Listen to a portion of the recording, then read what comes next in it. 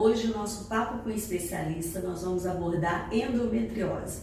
Para isso, trouxemos aqui a doutora Thaísa Tinoco, que vai abordar o tema conosco. Ela é ginecologista e tem trabalhado bastante em cima desse tópico, não é isso? Isso. Então, o que seria endometriose? Bom, boa tarde para todo mundo. Endometriose é uma doença muito frequente, é uma doença crônica. Explicando um pouquinho para vocês, para entender o que é, a partir de dentro do útero, como se fosse uma camada que reveste o útero por dentro, chama endométrio. Todo mês o ovário, ele libera o hormônio e estimula esse endométrio a crescer. Ele vai crescendo, crescendo, crescendo, porque é nesse endométrio que o embrião vai se implantar e vai se desenvolver.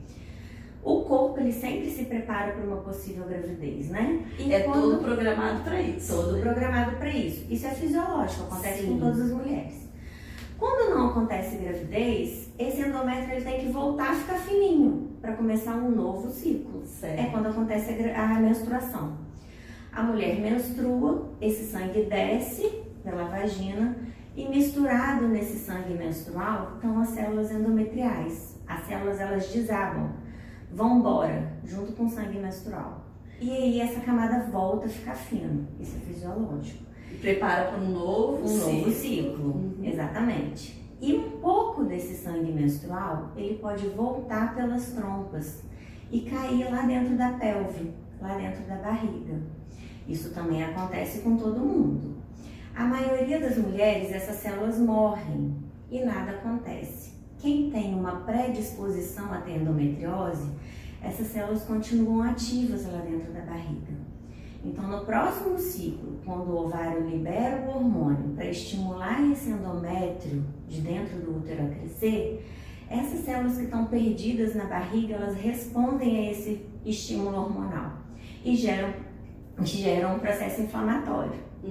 Então, é um processo inflamatório crônico. O que é endometriose? É endométrio fora do útero. É endométrio perdido lá na pelve. E aí, todo mês gera um processo inflamatório, no outro mês processo inflamatório. E fica crônico, né, nesse ciclo. Crônico. E começa desde a primeira menstruação. É isso que eu ia perguntar. A partir de quando que é comum isso acontecer, ou esse diagnóstico ele é feito de que forma, né? Quais seriam os primeiros sintomas que as mulheres então deveriam ficar atentas? Bom, a endometriose começa desde a primeira menstruação. É aquela menininha jovem com 12, 13 anos que começa a menstruar e começa a ter dor. O principal sintoma e o primeiro sintoma é cólica menstrual. É aquela cólica menstrual que a menina não consegue ir para a escola, não consegue sair de casa, tem que colocar bolsa de água quente. É uma dor que chega a ser incapacitante. E com o tempo, essa cólica menstrual, essa dor aumenta. E aí já é aquela moça de 20 anos, 20 e poucos anos, que não consegue trabalhar, ela tem a sua vida afetada por conta da dor. Outros sintomas, desculpa te interromper, não. O principal é a cólica. E junto com o tempo, essa dor ela pode começar a ser mesmo fora do ciclo. Ela tem uma dor pélvica mesmo fora da menstruação, que a gente chama de dor pélvica crônica. Então, o primeiro alerta que a gente pode dar, né, é que cólica menstrual tem que ser avaliada, comentando aqui logo no início as adolescentes, a importância da primeira consulta, levar o ginecologista para observar se o que ela está passando é uma coisa normal, ou corriqueira, ou eventual. Exatamente. Ou se já partiu para uma situação crônica mesmo, né? A primeira consulta com o ginecologista deve ser na primeira menstruação. Menstruou a primeira vez, essa menina ela deve ser levada ao ginecologista para uma conversa, para orientação, para avaliar o que é normal e o que não é, né? Todas as dúvidas, né? Todas as dúvidas para quando começar a atividade sexual, hoje, né, que está cada dia mais precoce, infelizmente, para ela ter orientação. A partir do momento que ela começou a menstruar, ela pode engravidar. Sim. Então, ela tem que ter todas as orientações de como prevenir, o que evitar, o que é normal e o que não é normal. Outros sintomas da endometriose com o tempo é dor na relação sexual. O sintoma predominante é dor. É dor. Dor no ciclo menstrual, durante a menstruação, dor fora do ciclo, dor na relação sexual, dor ao evacuar quando está menstruada, dor para fazer xixi quando está menstruada. O principal sintoma é dor. E o outro que vem depois é a infertilidade. Era outro tópico que eu ia comentar aqui, o quanto que a endometriose pode interferir ou não na questão da fertilidade. Porque todo esse processo inflamatório na pelve, ele gera aderência entre os órgãos que estão em volta. O que está em volta do útero, né, principalmente? O intestino está embaixo e a bexiga está em cima. E do lado, as trompas e o ovário. Então, isso tudo pode gerar um processo inflamatório de aderência que atrapalha o funcionamento desses órgãos. Então, com o tempo, pode causar infertilidade, alteração do hábito intestinal e urinário também. Quanta implicação, né, doutora? Muito. E com relação ao diagnóstico, existe algum exame? Qual é a rotina assim, para se chegar à conclusão do diagnóstico de endometriose? Esse tópico é muito importante e interessante, porque o diagnóstico de endometriose é clínico, é aquela história de dor.